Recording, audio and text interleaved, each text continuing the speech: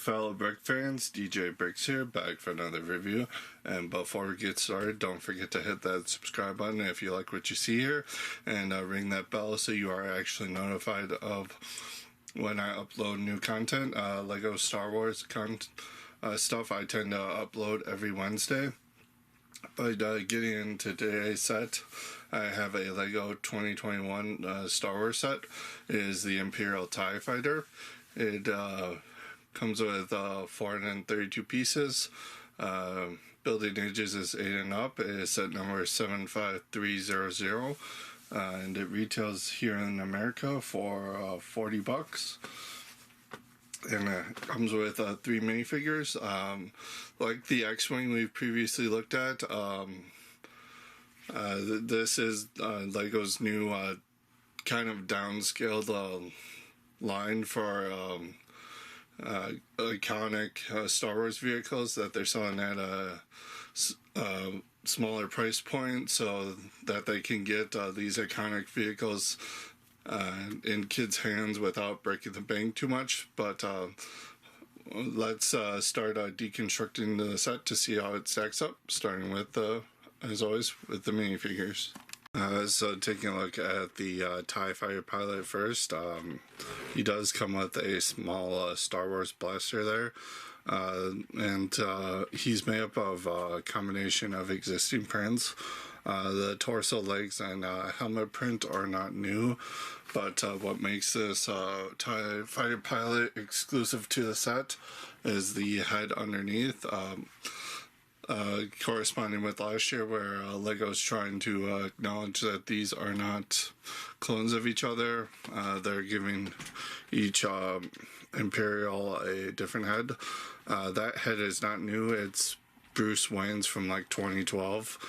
And you can see the back torso printing there too. Fairly basic, but again, we've been getting these prints for quite a while, since 2016, so, and the helmet since 2015, I want to say, but that does it for the TIE Fighter pilot. And next figure is a Stormtrooper. This is the new design that they introduced in 2019 with that controversial new version of the helmet. I mean, the torso and legs are not new, it's just they designed a new helmet for him and dual molded in 2019, and again, I actually like it. I think it helps it make a little bit more accurate to the on-screen appearance of the troopers, and it helps not have any misprints, which were very common with these stormtroopers. He does come with the Star Wars blaster in medium size in black there, and then taking this helmet off, you can see it is how it's dual molded. It's black on the inside, just to make sure those eyes are always consistent, which is nice. And then you can see the head print there. Like the TIE Fighter pilot, nothing new. It's actually a generic face we've been getting since 2015 with the sequel trilogy sets. And spin him around, you can get a look at that back torso printing. Again, nothing new with him on that front, but that does it for the Storm. So taking a look at the last figure, it is NIL8, so Annihilate. Star Wars isn't clever with some of its names sometimes. This figure is entirely exclusive to the set. All black protocol droid. That ad mold is not a new piece, nor is it new in that color, but it only comes in one other set in that color, as well as this torso and leg print. While it is similar to that previous one, they did update it a little bit. There is some silver highlighting within the torso there to give some detail in between the plating of the armor. And the biggest change is the colored wires in the torso there, which stands really out in otherwise all black figure, but it does look nice. It does make the figure pop a little bit, and I'm glad that they stuck more in the set than a stormtrooper and a TIE fighter pilot and then a Imperial officer. So that does it for the figures. Let's move on to the actual set. Alright, so taking a look at the main model here, before we get into the actual build, as in the opening I said that this was a more affordable downscaled version of a TIE fighter, and we're just going to bring in the 2018 one that was released for the Solo movie. Just give a little size comparison as to how much this got downscaled. You can see they significantly shrunk the wings on the side here.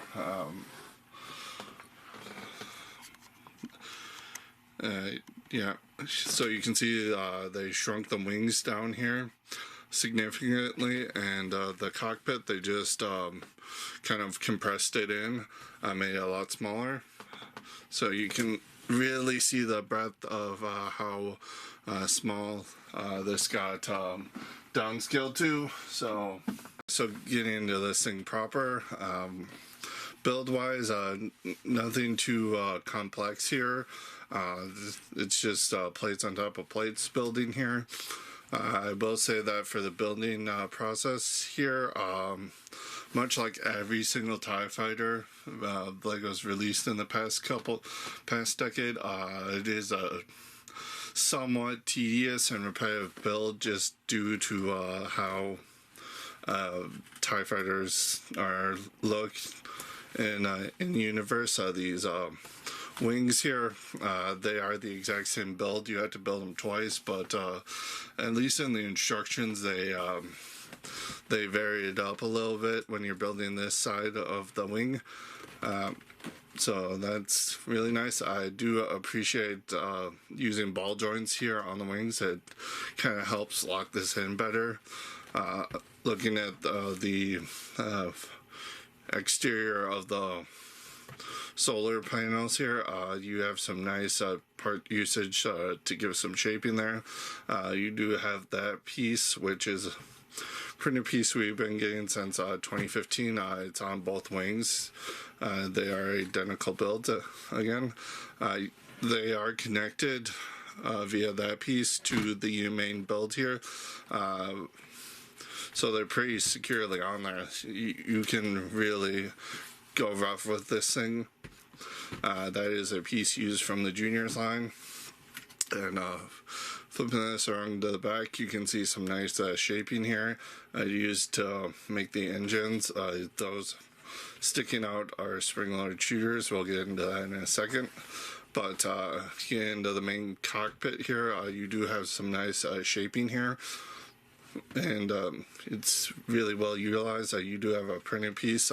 This one is not new, but it's only been in 2 other sets, and that just flips down. The top one, also a printed piece, came in the TIE fighter that we just had on screen a little bit ago, and flipping up, you just get access, and really great access to get the TIE fighter pilot into the cockpit here.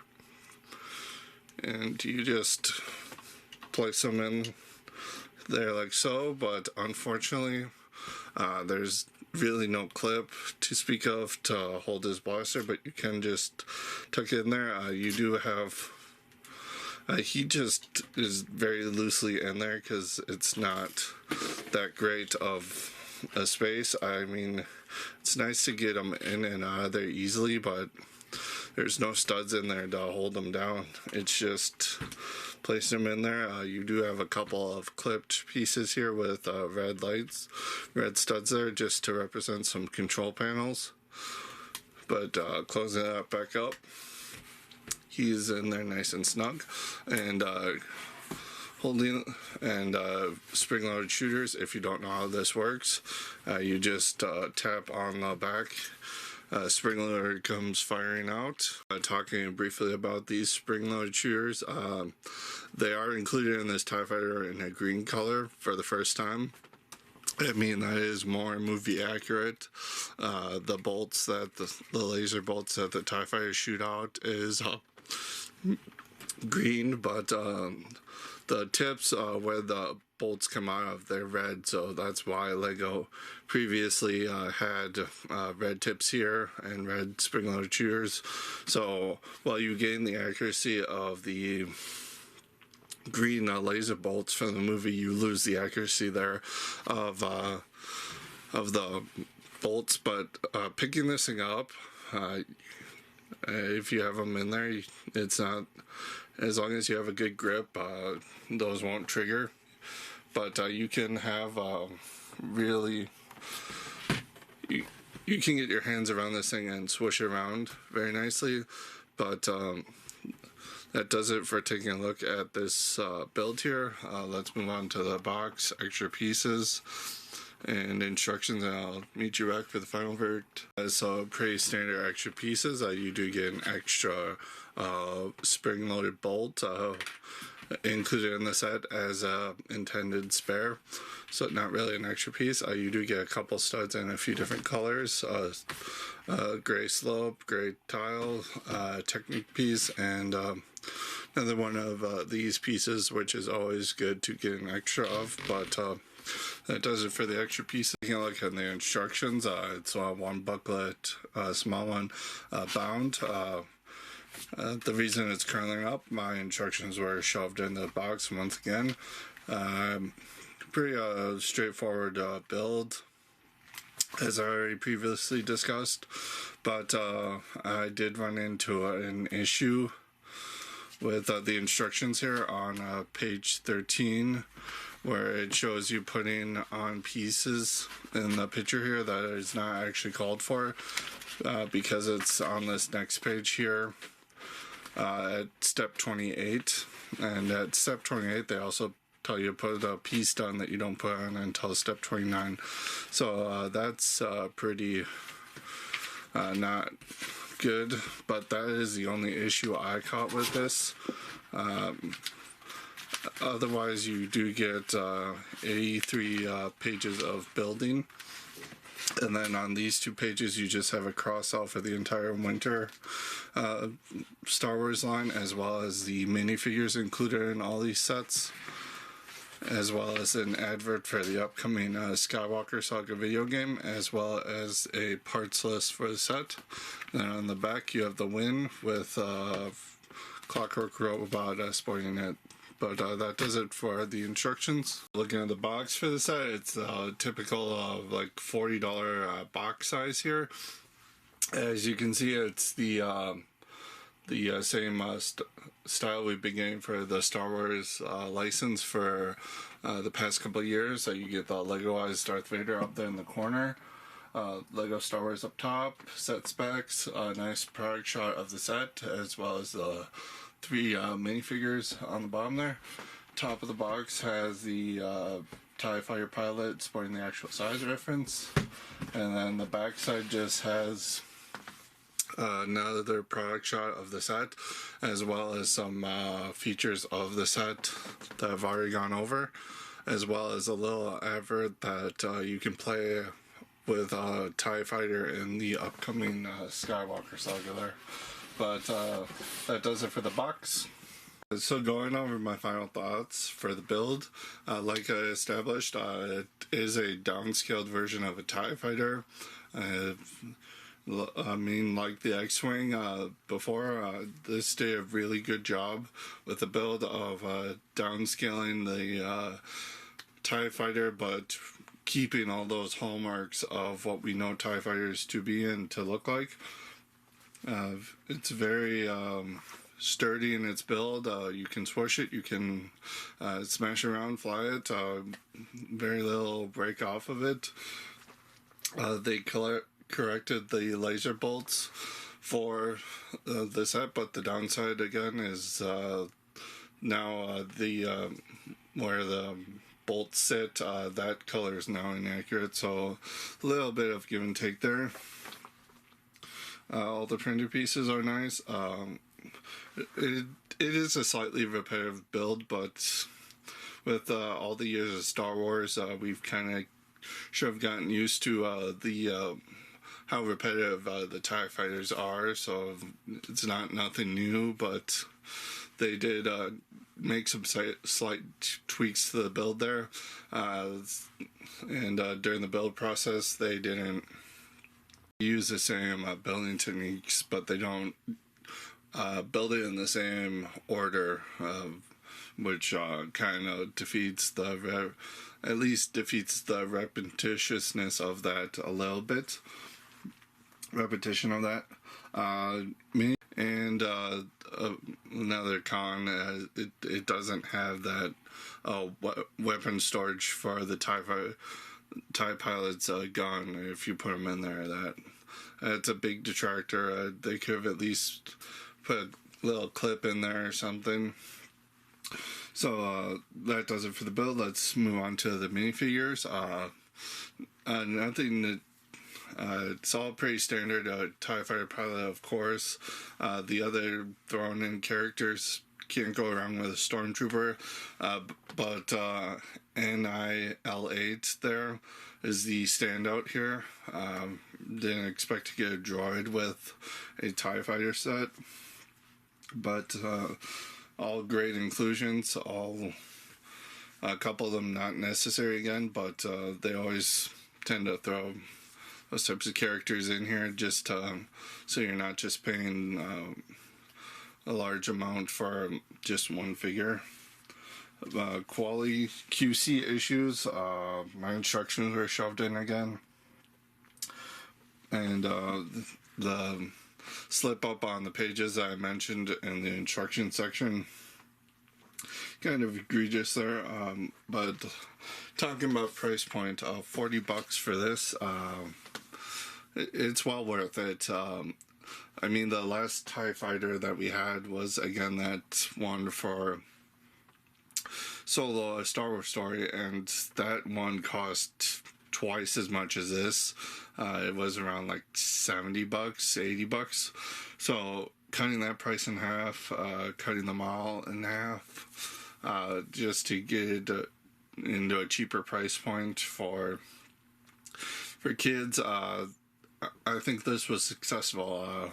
It still looks like a TIE fighter. It's just smaller and it's easier to play with, and a kid would like that. And yeah, it's definitely worth that $40 price point. So all in all, I think this set is worth it. Full price for kids. I think that $40 is a fair price for this. It is well worth that. Collectors, you get a couple of rare figures. You get a nice TIE fighter model. You can't go wrong with a TIE fighter. But all in all, I'm going to have to give this set an 8.5 out of 10.